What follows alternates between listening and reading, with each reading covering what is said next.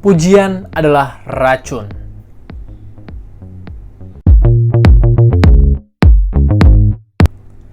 Ini adalah video kedua saya yang mungkin ada kaitannya dengan perubahan berat badan saya, penurunan berat badan saya. Kenapa saya bikin video ini?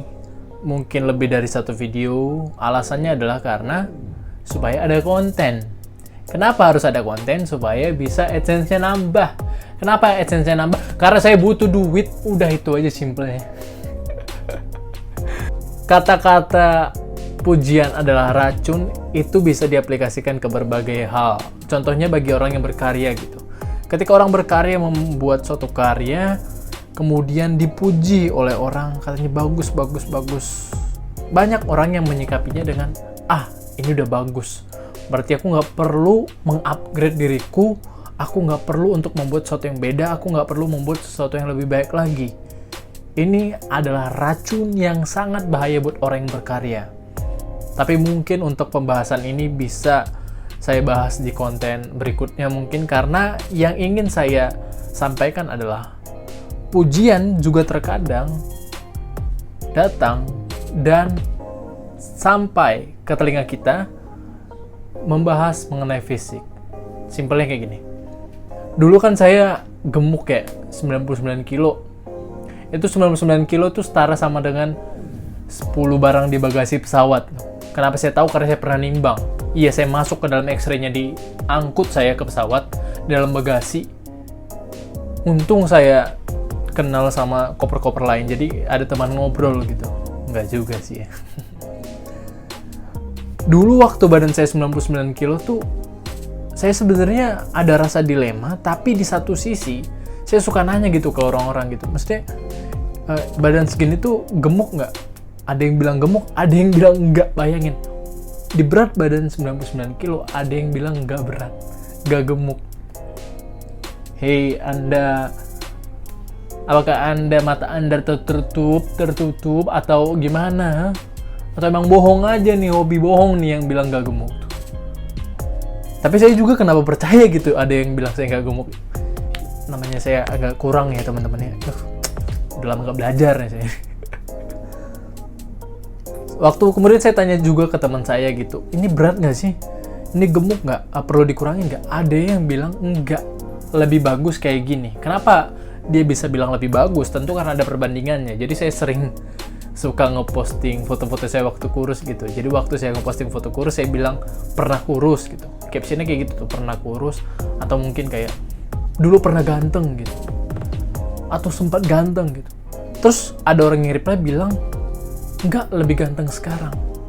Ini adalah racun yang sebenarnya. Mungkin kalian pasti ada yang mikir, enggak kok, itu emang dia beneran ngomong gitu. Karena dia merupakan orang yang mengedepankan prinsip cintailah diri sendiri. Tunggu dulu. Buat SJW sebelum kalian jauh lebih berontak dan mencaci saya dengan argumen-argumen kalian. Yang pertama, mencintai diri sendiri itu berbeda dengan sadar dengan diri sendiri. Mencintai diri sendiri itu ada kadarnya, ada takarannya gitu. Kalau udah bicara soal badan, berat badan, itu hubungannya bukan lagi ke cuman ketulusan untuk menerima diri, tapi ini ada hubungannya dengan kesehatan gitu. Dan kesehatan serta juga pandangan orang. Orang gemuk pasti banyak yang dianggap lebih tua daripada umurnya. Dan itu saya alami. Dulu waktu saya nanya ke beberapa orang bilang, itu udah itu berat badannya normal kok. Itu badannya bagus-bagus aja kok. Racun, men. Racun. Tapi saya bersyukur karena waktu berat badan saya di 99 kilo gitu, saya ketemu saudara mengingatkan saya kalau ini berat badan saya udah nggak normal gitu. Takutnya nanti kalau misalnya ada keluarga lain datang main ke rumah, dikira saya kakeknya yang paling tua di situ. Karena paling gede dan mukanya jadi boros gitu. Ya walaupun sekarang nggak muda-muda banget gitu ya, saya sadar diri aja sih. Tapi ya emang ketika saya melihat foto saya waktu dulu gitu, emang aneh banget. badannya tuh udah nggak jelas bentuknya gitu. Itu kalau ditutupin terpal, itu sama orang dianggap hasil panen gitu. Udah bukan manusia lagi, banyak banget, luas gitu, lebar. Bahkan mungkin ada yang mikir sawah itu ya.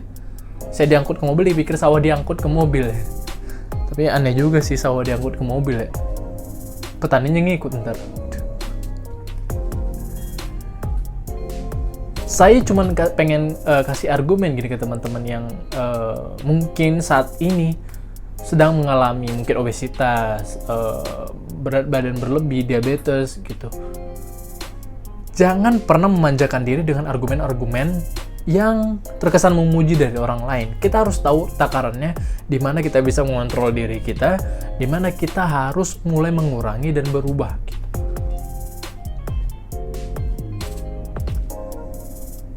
Emang awalnya pasti kita ngerasa mustahil gitu. Bagaimana mungkin lemak-lemak yang selama ini ada di badan kita, kita bawa kemana-mana, tiba-tiba hilang begitu saja, menguap gitu.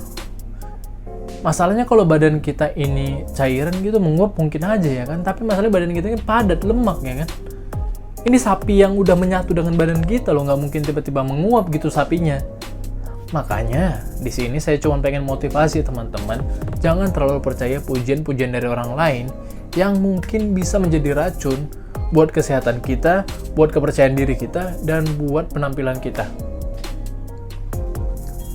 Salah satu alasan yang membuat saya kenapa berubah, kenapa menurunkan berat badan, kenapa diet, adalah karena saya merasa saya sudah terlalu memanjakan badan ini.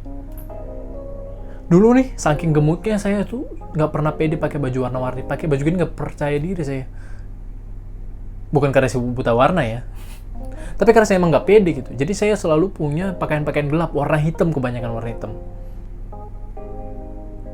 Ini kalau misalnya saya dibeliin kaos gitu warna merah, saya cat warna hitam, saya coret-coret pakai spidol gitu biar warna hitam, karena saya nggak pede.